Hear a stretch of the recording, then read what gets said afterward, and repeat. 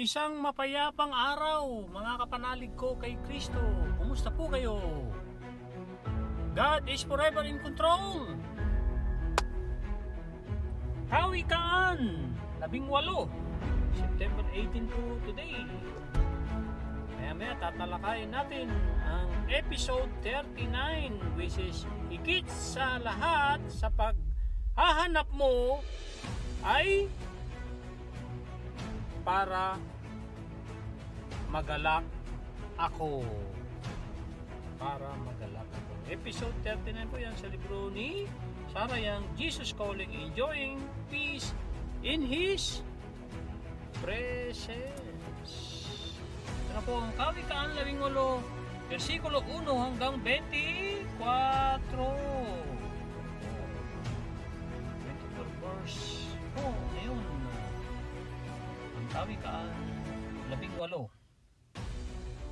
Sa tulong ng banal na Espiritu para sa gloria ng Panginoon, matuto po tayo sa kawikaan at sa mga ngaral, mga sinulat yan ni King Solomon sa Old Testament po. Ang taong makasarili ay humihiwalay sa karamihan at salungat sa lahat ng tamang isipan. Walang saysay sa mangmang ang lahat ng bagay. Ang nais lang niya'y ipakitang siya'y may alam. Pagsipot ng kasamaan, kasunod ay kahiyan. Kapag nawala ang karangalan, kapalit ay kadustaan. Kahirapan. Kadustaan po. Ang wika ng tao ay bukal ng karunungan, parang dagat ng malalim at malamig na batisan. Ang pagkilig or pagkiling sa may sala ay isang kamalian. Gayon din naman kung ipagkait ang katarungan. Pagkiling ay pagkampi. Kinampihan mo pa yung masama. Tandaan po natin, alam ng Diyos ang lahat ng nangyayari, mga iniisip. Nasa puso natin, ginagawa natin, alam ng Diyos yan. At huwag nating ipagkait ang katarungan. Verse 6, ang labi ng mangmang bunga ay alitan, at ang kanyang bibig hatid ay kaguluhan. Kanyang bibig maghatid sa sariling kasiraan. Kanyang labi na may isang bitag na kahuhulugan. Ang chismis ay masarap pakinggan. Sa mga kababayan nating mahilig sa chismis, ang chismis ay masarap pakinggan. Gustong-gusto ng lahat na pag-uusapan. Ang taong batugan ay sinsama ng taong mapanira. Opo, ang mga batugan daw ay sinsama ng mga mapanirang tao. Huwag tayo maging batugan. Nasa Diyos ang awa, nasa tao ang gawa. Ang pangalan ni Yahweh ay matibay na tanggulan, kanlungan ng matuwid mula sa kapahamakan. Ang ari-arian ng isang mayaman ay kanyang kanlungan. Akala niya'y maililigtas siya nito sa oras ng kapahamakan. Ang pagmamataas ay nagbubunga ng kapahamakan. Ngunit, ang pagpapakumbaba ay karangalan. Nakakahiya at isang mangmang ang isang taong sumasagot sa tanong na hindi naman niya nalalaman. Ang matatag na kalooban ay mabuti sa tao, ngunit kung mahina ang loob ng anong mangyayari rito? Ang matalino ay nagdaragdag ng kaalaman. Ang may unaway namumulot pa ng karunungan.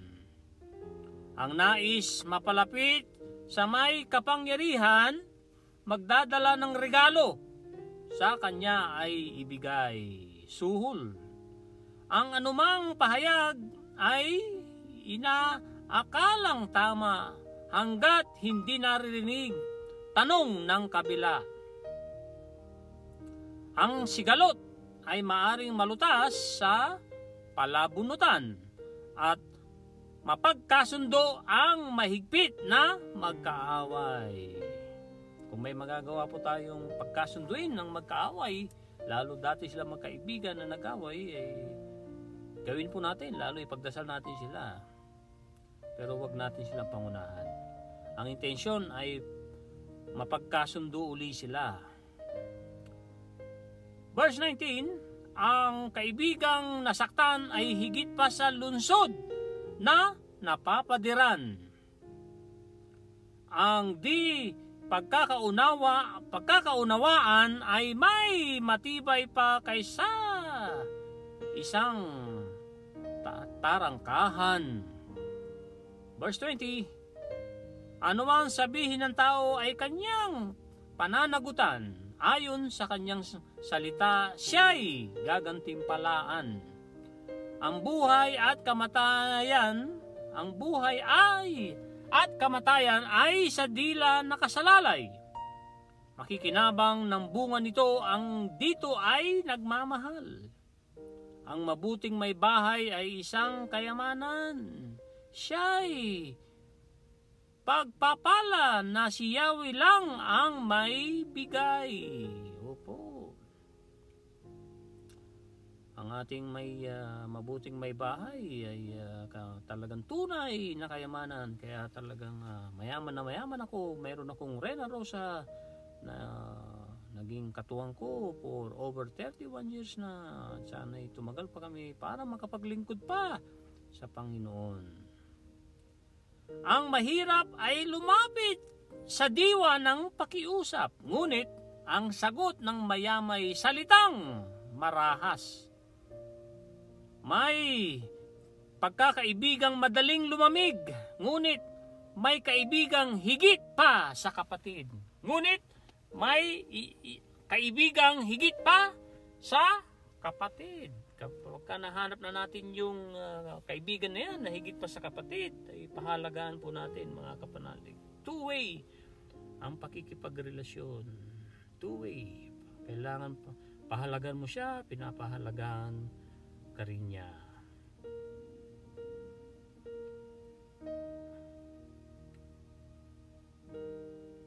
Ito po ang napakagandang quotation na courtesy ni Kuya Romy. Money is temporary, house is temporary, kotse is temporary, career is temporary, God is eternal. God is eternal. Shoutout sa iyo, Kuya Romy, sa napakasipag mong mga pag-comments, pagbabahagi, at patuloy mong transformation. God is with us. Salamat sa napakagandang quote. Nag-post ako, kung mapapansin niyo, nag-post ako ng bahagya doon po sa God is eternal. Kaya mag-focus tayo sa eternal, hindi earthly. Mag-focus sa heavenly, hindi sa makamundo. Okay, ito na po ang napakagandang share ni Robert McMillan na galing sa napakagaling na wisdom. Wow, 40 na wisdom, 40 ang wisdom na ito. Wow, mapalad tayo ay nagkaroon ng pagkakataong basahin ito at hopefully may isa buhay natin, may apply natin. When you form a good reading habit, reading becomes your daily meal. Sinusugan yan ni Jim Kwik. Kwik ay K-W-I-K, isang Korean American. You create your habit sa una, sabi niya, first you create your habit and then your habits creates you. Sa ayaw at gusto natin ng ating isip ay creator ng habits. Dapat namamanduhan po natin ang ating isip. Hindi tayo mamanduhan. If wisdom of men is books, derivation, pinagsimulan, then it worth it making continuous studies a lifestyle. So kung libro ang pinagsimulan ng habitual na ginagawa ng isang tao, ay talagang super halaga yan para ipagpatuloy ang pag-aaral at mabago ang kanyang lifestyle. Reading, among other benefits that comes from it, that's it will expand your thinking beyond your imagination. Sinad niya rito, Psalms 119 verse 99 and verse 100, reading, studying will give you understanding than your teachers, and you will understand more than the ancient. Here are my 40 extracted, pinili na quotes from the book The Wisdom That Works. Opo, itong libro na to, The Wisdom That Works. Courtesy ng aking kaibigang Robert McMillan. Number 1, nobody arrives at a future of greatness he didn't dream of in his today. Number 2, a combination of power and wisdom at work in any life is what determines a man's destiny. 3, borrowing to eat is eating beyond what you should eat. When it comes to food, eat what you have today and trust God to supply you with extra food tomorrow. So pagka nangutang ka raw, lalo credit card mo para makakain ka, ay hindi mo dapat ginagawa yan. Hindi mo dapat kinakain ng inuutang mo. Dapat kinita mo na dapat yan. Kasi dapat talaga tayo maglaan ng salapi para sa pang-araw-araw na ating pagkain. At anuman ang nandyan sa iyo, kainin mo. Huwag mag-inarte at pagkatiwalaan mo ang iyong Father God in Heaven na nag-iisang supplier. Opo, nag-iisang supplier dapat nating ituring. Ibigay ang kredito sa Panginoon, nag-iisang supplier. Sa Kanya lahat, nagsisimula, nagmumula para sa iyong mga extra na pagkain tomorrow, bukas. Number 4, when you have made a discovery, a delivery becomes automatic. Number 5, operate within the right environment and the world, mundo, will recon with you, will cooperate. Ibig sabihin yan, operate mo with the right environment. Kasi kahit na mahusay ka, yung ang istorya ng isang agila na laglag ang kanyang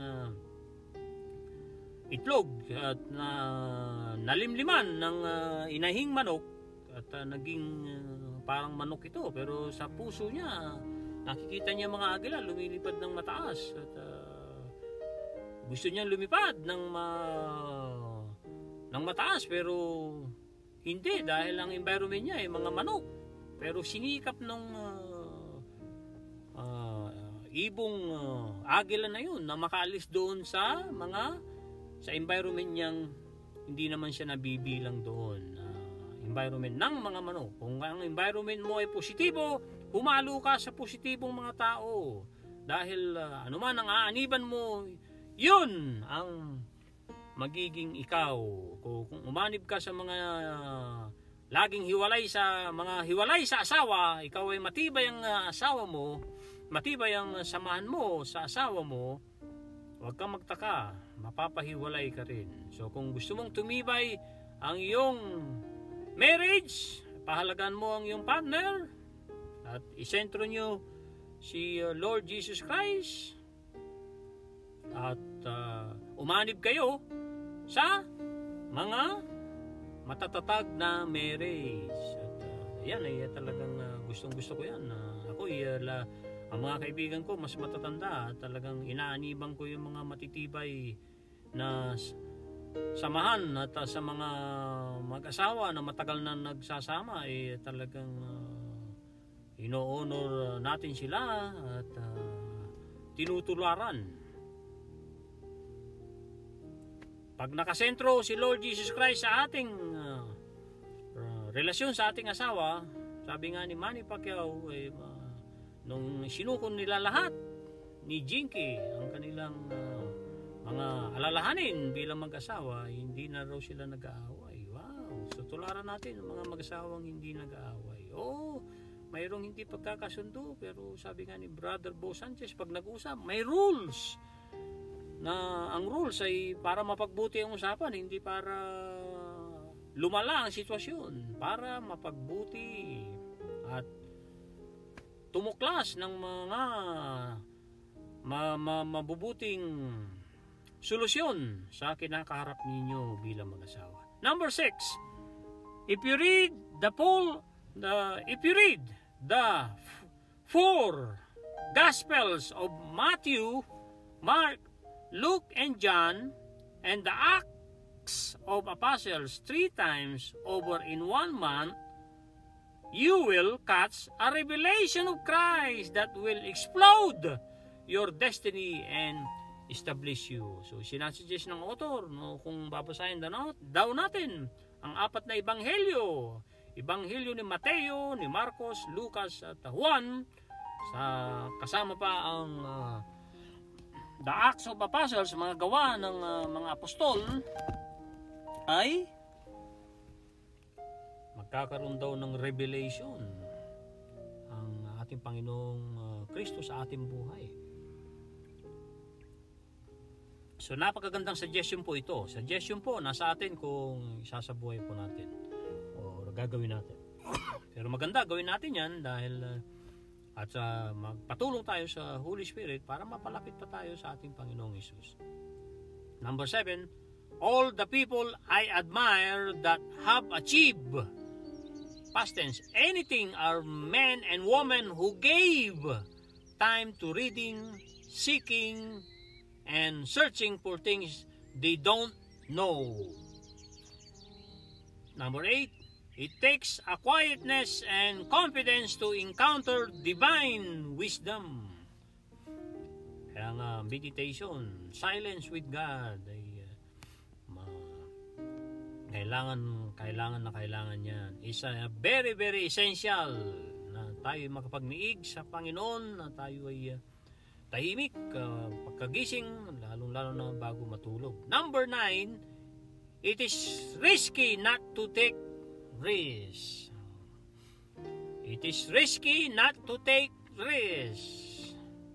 Number 10, the Word of God doesn't tell us God made anything through anointing or much prayers, but through and in wisdom made He all things. 11, we are called to join in the mystery of making things happen. It is always possible if you make it happen. Sabi ni Jack LaLanne, it is always possible if you make it happen. Number 12, ordinary ways lead to ordinary end, but higher ways lead to higher end. 13, blind minds are worse than blind eyes. Opo, yung mga bulag na isipan, sarado di kandado ako. Yung mga deklarasyon na yan ay worse pa yan, mas malala yan kaysa bulag sa mata, bulag sa paningin. 14, a just man fall 7 times and rise again. That's in nasa Proverbs 24:16. So a just man fall 7 times and rise again.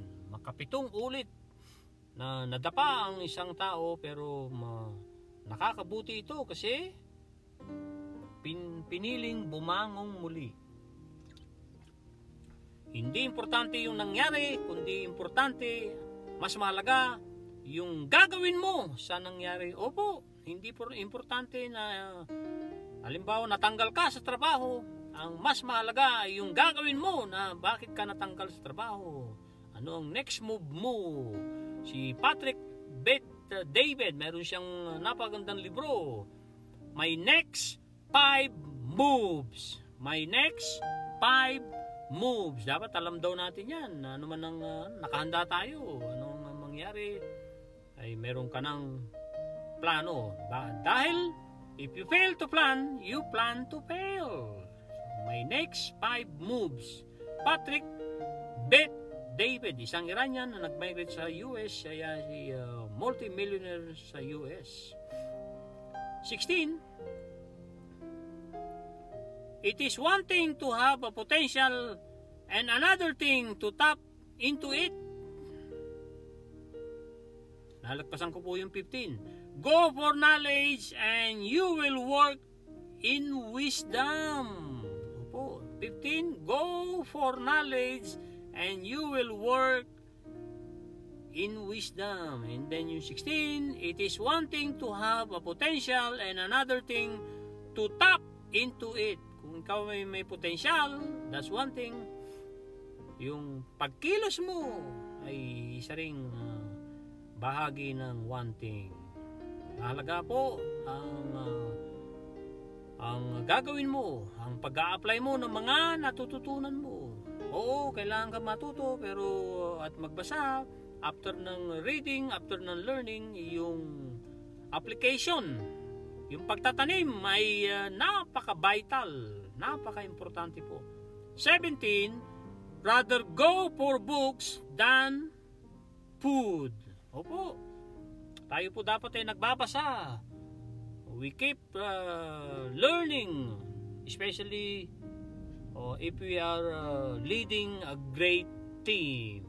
If you want to be a leader, sabi ni John C. Maxwell, keep learning. At sa ayaw at gusto mo, ikaw ay leader, kaibigan, kapanalig. Dahil ang una mong pangungunahan ay iyong sarili. At ang una mong imamaster na organ mo ay ang isip mo. 18. You change your mind by exposing it to the wisdom of others through reading, listening to tapes and videos of successful people.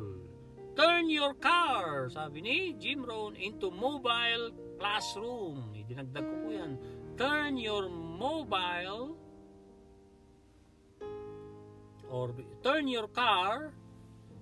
car into mobile classroom. So po, yung sasakyan ay gawin mong mobile classroom po yan. Pag ikaw ay nakikinig kalahating oras sa umaga at kalahating oras sa pag-uwi mo sa hapon, ay daig mo pa ang nakapag-master sa university ng at least 5 years na gagawin mo yan. Turn your car into mobile classroom. Number 19, if the mind is alive, it must have a spirit. Opo. Napakaganda po yan.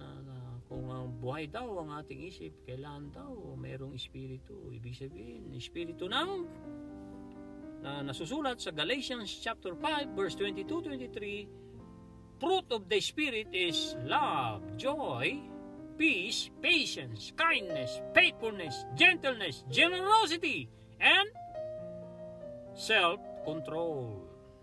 Number 20, sabi ng mga Canadian, you need a healthy mind, an enlightened and illuminated understanding in order to locate your inheritance in God.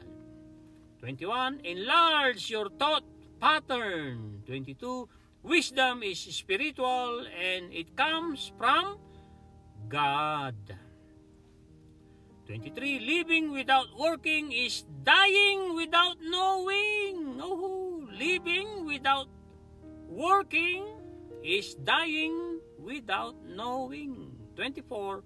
What you need to succeed is insight, not capital, and all the insight you need demands your humility. 25. If you despise the days of little things, you will never see great days. 26. Stop moving from place to place, minding other people's business. Concentrate on your set goals and the light, ilaw, you need to move forward will come knocking at your door. Run your race, ang ibig sabihin yan. At if you run your race, huwag kang lilingon. Huwag mong pansinin ng iba. Yung sarili mo lang na pagtakbo. Dahil pag lumingon ka while running your race, ano mangyayari sa'yo? Madidistract ka. Malamang matatalo ka sa buhay mo. Number 27, God's word showed me that marriage is honorable, that two heads are better than one. That's not good for a man to be alone. Genesis chapter 2 verse 18. Opo, napakaganda po talaga yan.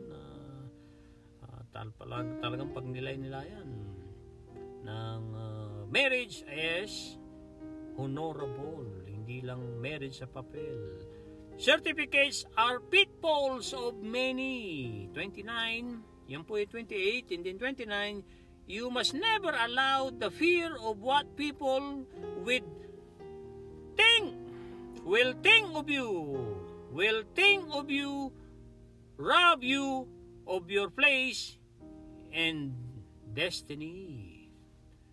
Number 30 is a lack of commitment that makes a man sleep until mid-morning before going to his place of business. Nobody rise that way. 31. If you cannot fly, run. If you cannot run, walk. If you cannot walk, crawl. Gumapang. By all means, keep moving. Martin Luther King Jr. Napaganda, ulitin po natin. If you cannot fly, run! Takbo kung hindi ka makakalipad. If you cannot run, hindi ka makakatakbo, lumakad ka. If you cannot walk, kung hindi ka nakakalakad, gumapang ka. By all means, keep moving.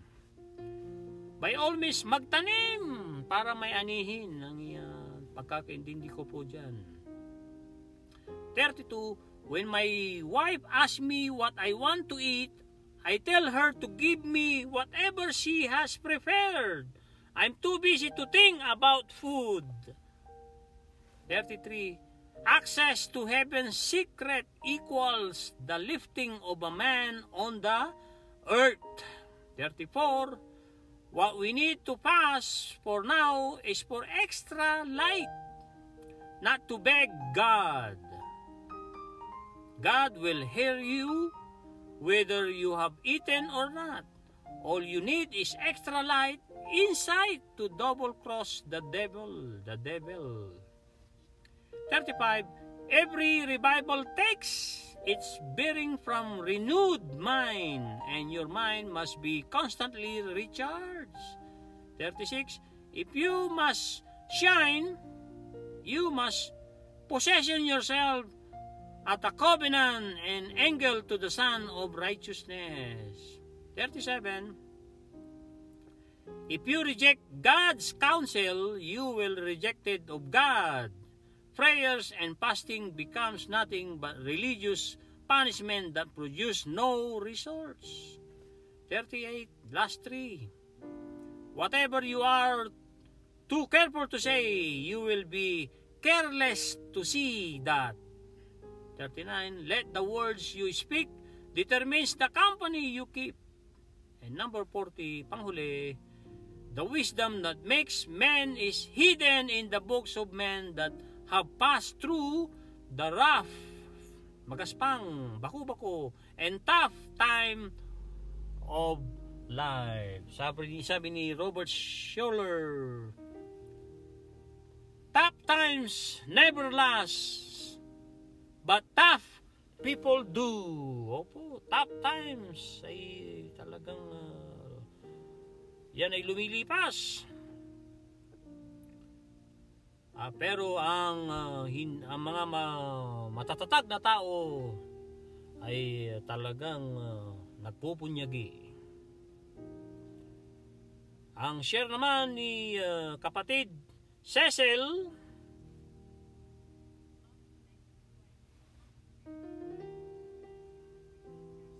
ito po ang share ni Sister Cecil.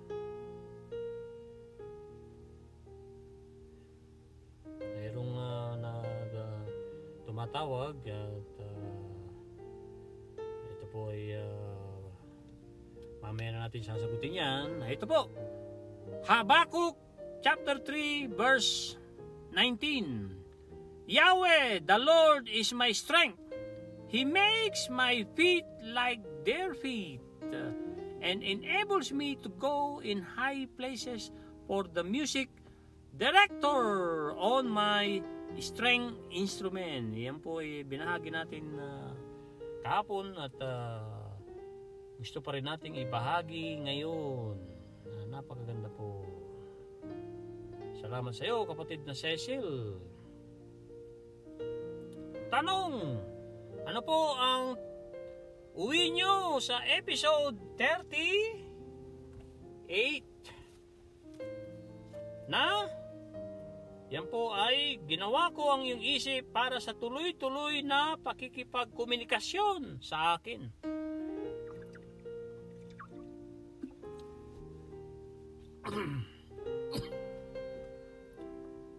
So,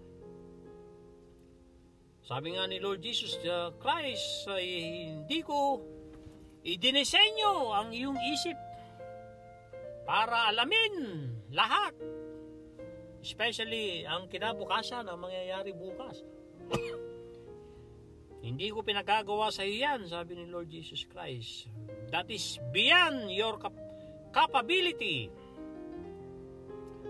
Ikaw ay ginawa ko ang iyong isip para sa pakikipagkomunikasyon lagi sa akin.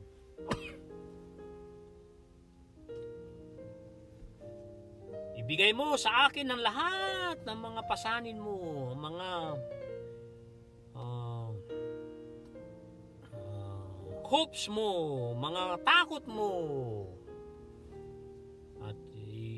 Ipagkaloob mo lahat sa akin yan, sa aking care, sa aking mga paraan.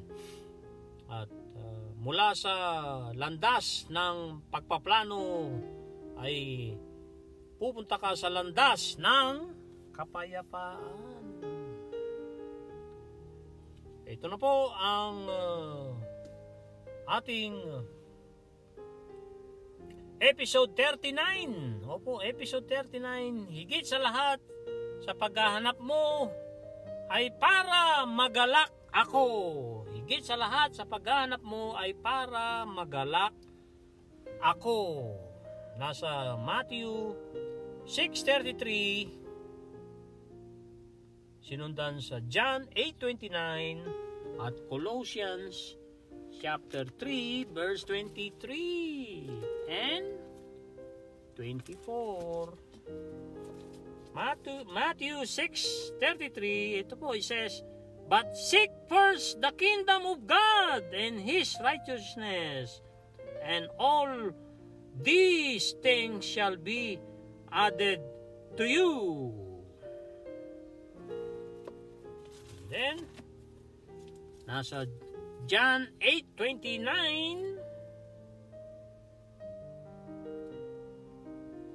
it says, "And He who sent me is with me. The Father has not left me alone, for I always do those things that please Him." And then nasa Colossians chapter 3 verse 23 hanggang 24. It says, "And whatever you do, do it heartedly as to the Lord, not to men. Verse 24, knowing that from the Lord you will receive the reward of the inheritance, for you serve the Lord Christ Jesus.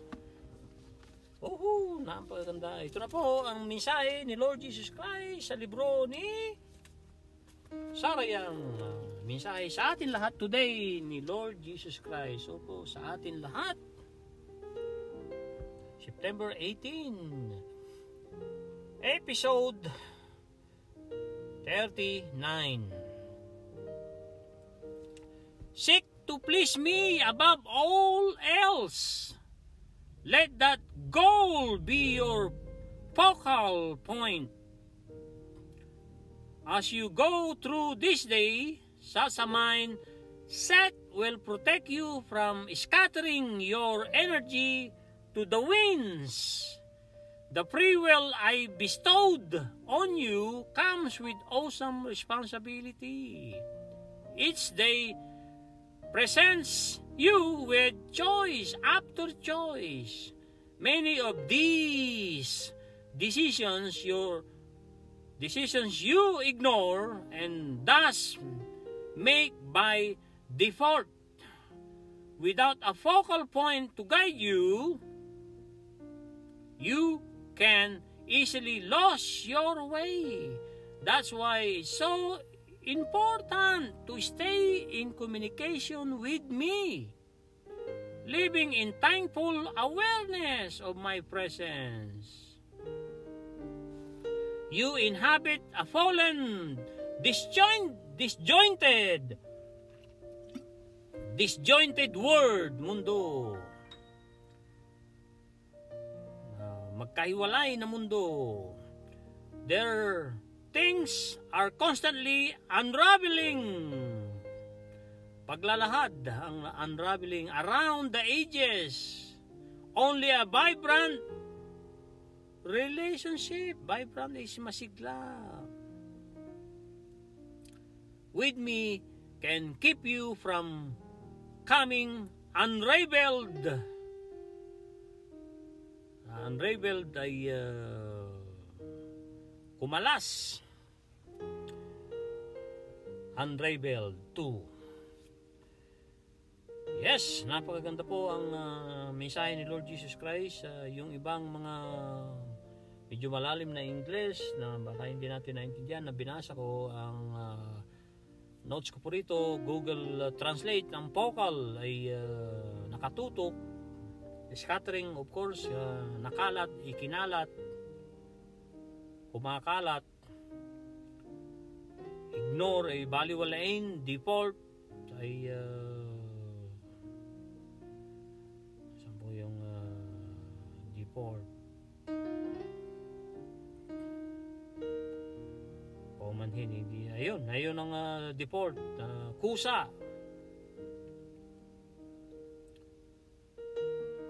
That's it, ang mga translation. So ito na po ang pagninilay-nilay natin sa episode 39. Higit sa lahat, sa paghahanap mo ay para magalak ako. Yes, yan po ang bungad na mensahe ni Lord Jesus Christ sa atin lahat. Kaya dapat natin siyang hinahanap, ang kanyang presensya, ang kanyang righteousness, ang kanyang paraan, dahil mahal naman niya tayo kasi siya nga ay namatay sa krus para sa ating mga kasalanan, at napagtagumpayan na niya ang buhay at kamatayan. Siya ay kinikilala ng the King of Kings, the Lord of Lords, the Alpha and Omega, the first and last, the beginning and end, the author of life, the blessed and only ruler, the Redeemer, at nag-iisang Diyos na kailangan natin. At siya ay, ano yung sinasabi sa John 14:6? Na mismong deklarasyon ni Lord Jesus Christ, I am the way. Ako ang daan, ang katotohanan at ang buhay. Walang makakarating sa Ama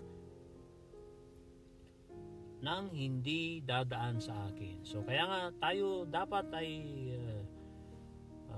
ating prime goal, hangarin, ay laging siyang hanapin, laging sa kanya lahat ikas ang ating care because He really cares. 1 Peter chapter 5 verse 7. Yan po ay utos, hindi pakiusap, sabi ni Don Moen sa kanyang kanta.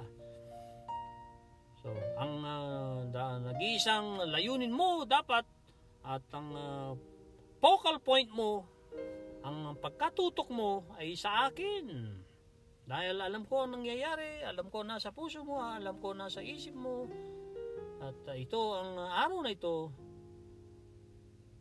ay magpuprotect sa iyo mula sa pakalat-kawat ng mga energy mo, ng mga enerhiya mo na parang hangin, na parang mga hangin.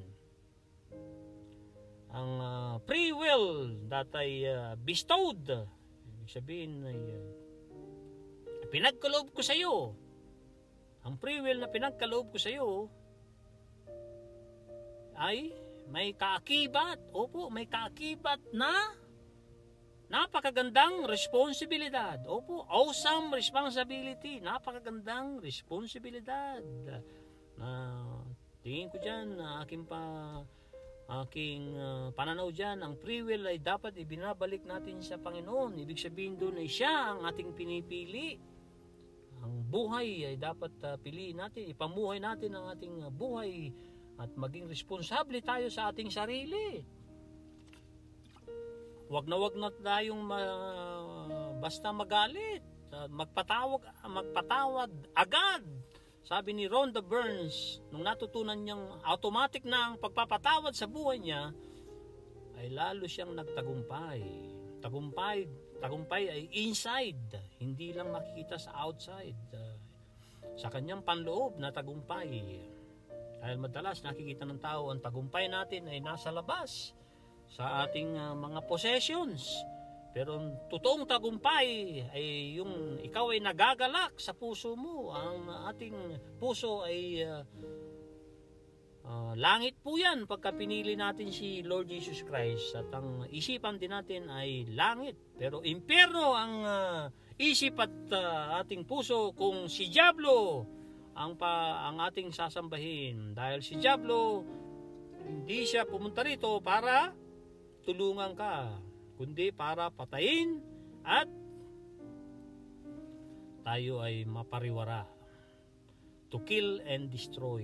Yan lang ang bukod tanging gawain ng Diablo. So resist the devil. Ibig sabihin, patalsikin. At ilagay natin sa deklarasyon natin, isama natin sa deklarasyon natin na I resist you, devil, in Jesus' name. Sa ngalan ni Jesus, tumalsik ka sa buhay ko. Mawala ka sa buhay ko, Diablo. Hindi kita kailangan. Yung mga nagagawa natin sa buhay natin na hindi kasama si Lord Jesus Christ, sabi niya rito sa kanyang mensahe, yung mga pinipili natin, mga napipili natin ay yung mga desisyon na yan ay ignore, binabaliwala mo ako dahil sa mga pinipili mong makamundo, sabi niya. So kailangan magkusa ka, dahil kung walang focal point, hindi ka tututok sa akin, ay madali kang mawala, madali kang maligaw. Kaya napakahalaga ng pakikipagtalastasan lagi at pananatili na makipagkomunikasyon ka sa akin, with me. At ang pamumuhay mo ay punong-puno ng pasasalamat at awareness ng aking presensya, sabi ni Lord Jesus Christ.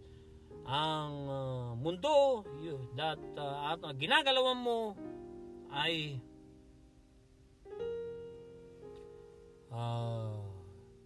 tagpi-tagpi na, wasak na mundo, ang fallen world, disjointed, na magkakaiwalay na mundo,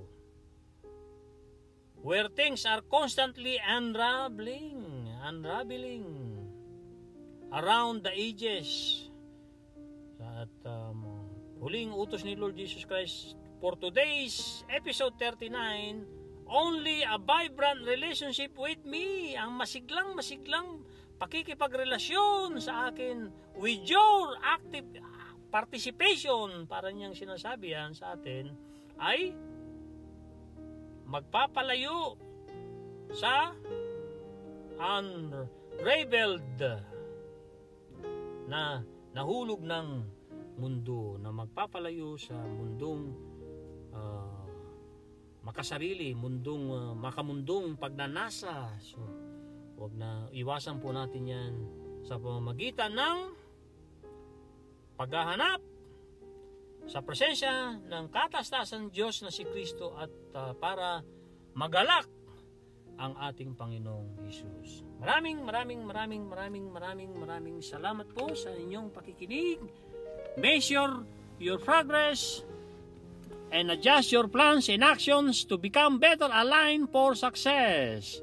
Gratitude is an attitude that hooks up to our source of supply, and the more grateful you are, the closer you become to your Maker, to the Architect of the universe, to the spiritual core of your being. It is phenomenal lessons. Yan po ay sinare ni Bob Proctor. Yung Measure Your Progress ay galing kay Coach Peter Newfield. Bye-bye now. God bless. Maraming salamat. Laging tatandaan, God is forever in control. At yung dasal ni Bishop Pabilio, Lord Jesus, mahal na mahal kita. Turuan mo po ako na mahalin pa kita ng todo-todo. God bless.